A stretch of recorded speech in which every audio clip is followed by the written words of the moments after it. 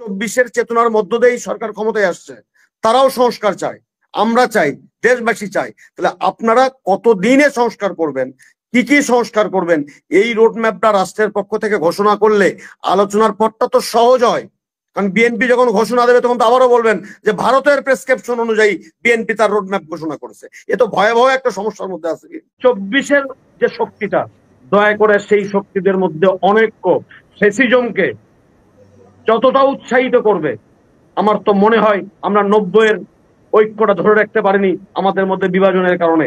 স্বাধীনতা 71-এর কথা বলছেন, 71-এর পরে জাতির মধ্যে যে ঐক্য তৈরি হয়েছিল কিছু বিপদগামী মানুষ ছাড়া, যেটা মামুন হক ভাই বলতে বিতর্কে যেতে চাই না, জাসদ তৈরির মধ্য দিয়ে মুক্তিযোদ্ধাদের মধ্যে যে বিভাজন তৈরি হলো, সেই বিভাজনের সুফলের জন্য মুক্তিযুদ্ধের সুফল আমরা পাইনি। এই 24-এর যে বিভাজন আমাদের ছাত্রবন্ধু, বিএনপি, জামাত, এই যে মামুন ভাইদের মতো লড়াকু আইনজীবীরা যারা লড়াই করলাম, আমাদের মধ্যে ছোট ছোট বিষয় নিয়ে যদি বিভাজন তৈরি হয়, কোথায় যাবেন? আর একটা 24 আসবে। আমার কথা হলো যে বিএনপি কে এই দাবিটা আমি করছি কেন, আর আমার কাছেই বা মামুন মাহবুব ভাই করছেন কেন? আমি তো বিএনপির মানুষ না। আর বিএনপি বললেই শুনবি কিনা সরকার? আর প্রশ্নটি হলো, বিএনপি চায় যেটা যৌক্তিক সময়ের মধ্যে নির্বাচন, এবং এই যৌক্তিক সময় কিন্তু কাছাকাছি আসছে। এই যে মামুন ভাই, আপনি আমরা তো কথা বলি, সবকিছুই আছে, ডক্টর মান্নানও আছেন, এই ডিসেম্বর নাগাদ নির্বাচন হবে এই কথা কি বিএনপি বলেছিল আগে? এটা তো সেনাবাহিনীর প্রধান বলেছিলেন এবং অন্তর্বর্তীকালীন সরকারের প্রধান বলেছিলেন। বিএনপি সেটার বাস্তবায়ন চায়। তারপরে কম সংস্কার বেশি সংস্কার দিয়ে জুন পর্যন্ত চলে গেলেন। আইন উপদেষ্টা সাহেব বললেন যে জুনের মধ্যে নির্বাচন হবে, এর বাইরে আমরা কোথাও যাব না। মান্নান সাহেব আমি একমত, বিএনপি চাই ডিসেম্বর। মান্নান সাহেবের নেতারা বলছেন যে রোজার আগে আমরা চাই, ফেব্রুয়ারি বলেন, রোজার আগে আমরা চাই। ইন্ডিয়া দ্রুত নির্বাচন চাচ্ছে স্যার। তাহলে বিষয়টা হলো যে বিএনপি চাই ডিসেম্বরে, জামাত চাই ফেব্রুয়ারিতে। দোষটা বিএনপির হয় কেন যেন তেন প্রকারের নির্বাচন? তো ইন্ডিয়ার সাথে মিলে যায়, এম আরাফাত রহমানের সাথে মিলে যায়, জনগণ এটাকে রিসিভ করতে পারতেছে না। ভাই কার সাথে কি মিলে যায় এটা এরকম হয়, এটা যেরকম বলে। আবার মামুন ভাই যেগুলো প্রশ্ন করলো সেগুলো প্রশ্ন মান্নান আমি এখানে করতে চাই না। 1 ইয়ারে আমার জায়গা থেকে ওই প্রশ্নগুলো আমি করতে চাই না, যে এই স্লোগানটা কার সাথে মিলে যায়, জাতীয় সঙ্গীত বন্ধ করা কার সাথে মিলে যায়, এগুলো কিন্তু আমি বলতে চাই না, একদমই বলতে চাই না। কারণ আমার জায়গা থেকে আমি বলতেই চাই না। বিএনপির কি মেলে না মেলে এটা বিএনপি জবাব দেবে। আমি একজন শিক্ষক হিসাবে আমি শুধু এইটুকু বলতে চাই যে অন্তর্বর্তীকালীন সরকার গঠিত হয়েছে শুধুমাত্র জামাত ইসলামের ছেলেদের রক্তের বিনিময়, এমনটি যেরকম সত্য নয়। শুধুমাত্র বিএনপির রক্তের বিনিময়, এটাও সত্য নয়। শুধুমাত্র তরুণ প্রজন্মের ছাত্রদের রক্তের বিনিময়, সেটাও সত্য নয়। তাহলে যখন এই 24-এর স্টেক হোল্ডাররা যখন একটি সংস্কার সবাই চায়, তাহলে সমালোচনা না করে আপনারা দয়া করে বসেন না কেন? বসেন, কেউ না কেউ বসেন। আর যেহেতু 24-এর চেতনার মধ্য দিয়েই সরকার ক্ষমতায় আসছে, তারাও সংস্কার চায়, আমরা চাই, দেশবাসী চাই। তাহলে আপনারা কতদিনে সংস্কার করবেন, কি কি সংস্কার করবেন, এই রোডম্যাপটা রাষ্ট্রের পক্ষ থেকে ঘোষণা করলে আলোচনার পথটা তো সহজ হয়। কারণ বিএনপি যখন ঘোষণা দেবে তখন তো আবারও বলবেন যে ভারতের প্রেসক্রিপশন অনুযায়ী বিএনপি তার রোডম্যাপ ঘোষণা করেছে। এ তো ভয়াবহ একটা সমস্যার মধ্যে আছে। এই জন্য দয়া করে আমার কথা হলো, যেহেতু কাছাকাছি আসছেন, 4 দলীয় জোটের সহযোগী আপনারা, তাহলে ফেব্রুয়ারি না ডিসেম্বর আর না জুন, এটি সরকার যে কমিশনটা আছে, যে ঐক্যমত্য কমিশন, সে ঐক্যমত্যকে বিএনপি সহযোগিতা করছে। এখন পর্যন্ত যখন যেভাবে ডেকেছে সরকার সহযোগিতা করছে, বিএনপিও সহযোগিতা করছে, অন্যান্য দলও সহযোগিতা করছে। এবং রাষ্ট্র মেরামত লাগবে মামুন ভাই।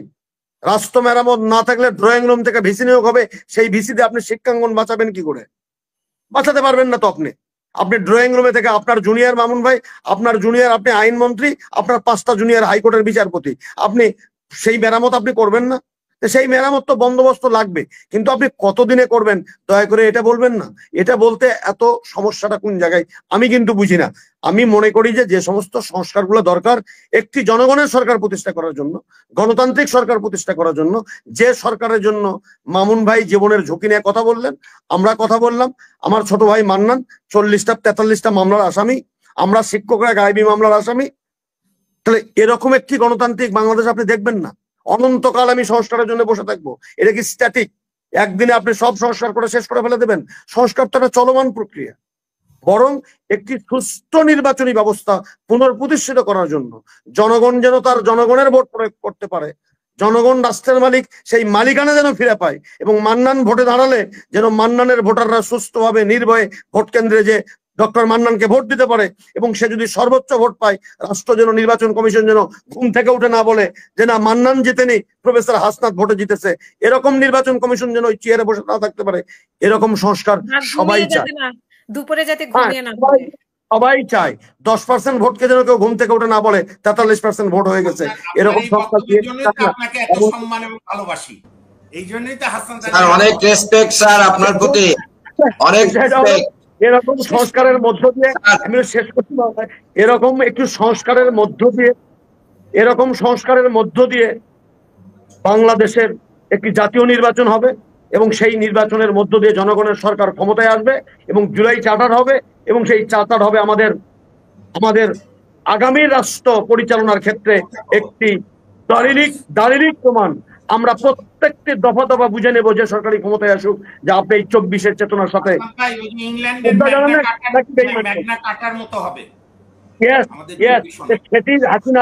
সেইটুকু করে একটি যৌক্তিক সময়ের মধ্যে যদি নির্বাচনটা হয়, আর এটি যদি বিএনপি যদি তার দলীয় হিসাবে, বিএনপি তো চ্যারিটি খুলে বসেনি তো, 18 বছরে অগণিত নেতাকর্মীরা জেল জুলুম গেছে, জামাত তো চ্যারিটি খুলে বসেনি, কেন নির্বাচন চায় না?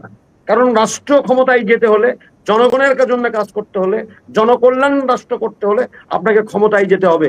আর ক্ষমতায় যাওয়ার একমাত্র পথ হলো জনগণের প্রত্যক্ষ ভোটাধিকার প্রয়োগের মধ্য দিয়ে রাষ্ট্রীয় ক্ষমতায় যাওয়া। বিএনপির নেতা তারেক রহমান বলেছেন যে আমার ক্ষমতায় যাওয়ার দরকার নেই, বরং জনগণ তাদের ভোটাধিকার ফিরে পাক, এবং তারা তাদের নেতা নির্বাচন করুক, যে নির্বাচনে যাবে। আমি আপনাকে বলছি, আপনি ইউটিউবে সার্চ দেন, দেখুন, আপনি পেয়ে যাবেন। কেন আমরা বিরোধিতা করি? বিএনপি রাজনৈতিক দল হিসেবে তারা নির্বাচন চাবে, ইলেকশন চাবে, এবং সেই ইলেকশনের মধ্য দিয়ে রাষ্ট্রীয় ক্ষমতায় আসতে চাইবে, কারণ 3-3 বার তারা ক্ষমতায় ছিল রাষ্ট্রীয় ক্ষমতা। তাহলে এই চাওয়াটাকে আমি কেন অশ্রদ্ধা করব, অসম্মান করব, দোষারোপ করব? বা যদি এনসিপি যদি সংস্কার চায়, সেই সংস্কার চাওয়াটাকে আমি অন্যায় বলবো কেন?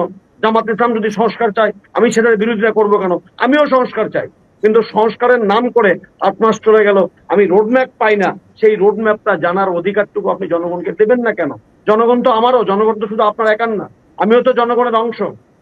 আমি শুধু এতটুকু বলবো, আসুন এই 24-এর যে শক্তিটা, দয়া করে সেই শক্তিদের মধ্যে অনৈক্য, ফেসিজমকে যতটা উৎসাহিত করবে, আমার তো মনে হয় আমরা 90-এর ঐক্যটা ধরে রাখতে পারিনি আমাদের মধ্যে বিভাজনের কারণে। স্বাধীনতা 71-এর কথা বলছেন, 71-এর পরে জাতির মধ্যে যে ঐক্য তৈরি হয়েছিল কিছু বিপদগামী মানুষ ছাড়া, যেটা মামুন ভাই বলতে, বিতর্কে যেতে চাই না, জাসদ তৈরির মধ্য দিয়ে মুক্তিযোদ্ধাদের মধ্যে যে বিভাজন তৈরি হলো, সেই বিভাজনের সুফলের জন্য মুক্তিযুদ্ধের সুফল আমরা পাইনি। এই 24-এর যে বিভাজন, আমাদের ছাত্রবন্ধু, বিএনপি, জামাত, এই যে মামুন ভাইদের মতো লড়াকু আইনজীবীরা যারা লড়াই করলাম, আমাদের মধ্যে ছোট ছোট বিষয় নিয়ে যদি বিভাজন তৈরি হয়, কোথায় যাবেন? আর একটা 24 আসবে, আর একটা 54 আসবে না? আসবে না। আপনারা তো আমাদের সাথেই টক শো করেছেন, মানে দিনের পর দিন, এই যে মামুন ভাই, আপনি এই জন্য আমি বলতে চাই, আমি মামুন ভাই, মান্নান, সবাইকে এক জায়গায় করে আমি বলতে চাই, আমরা সংস্কার চাই, বিএনপিও চাই, জামাত চাই, এনসিপিও চাই, এবং আমরা নতুন বন্দোবস্ত চাই, যে বন্দোবস্তে একটি যৌক্তিক সময়ের মাধ্যমে সংস্কার করে নির্বাচনের মধ্য দিয়ে জনগণের সরকার দেশ পরিচালনা করবে, সেই আশাবাদ আমরা ব্যক্ত করতে চাই। এই মুহূর্তে বগুড়া গত 18 বছরে বঞ্চিত হয়েছে। মামুন ভাই খুব পাশের জেলার মানুষ, গাইবান্ধা। আমরা নর্থ বেঙ্গলের মানুষরা অবহেলিত, বঞ্চিত, এবং আমরা বৈষম্যের শিকার। এবং একটি অবহেলিত জনপদ নওগাঁ, সেখানে একটি বিশ্ববিদ্যালয়, নতুন সৃষ্ট বিশ্ববিদ্যালয়। এই বিশ্ববিদ্যালয় বৈষম্যহীন বাংলাদেশে মাথা উঁচু করে দাঁড়াবে, তার শিক্ষা, কালচার এবং কৃষ্টিকে বুকে ধারণ করে একটি আধুনিক মানসম্মত শিক্ষা ব্যবস্থা প্রতিষ্ঠিত করবে বাংলাদেশে। সেজন্য সংশ্লিষ্ট সকলের সহযোগিতা নওগাঁবাসীর প্রতি থাকবে, সেই প্রত্যাশা রেখে সবাইকে ধন্যবাদ, যে সবাইকে শুভরাত্রি, আসসালামু আলাইকুম।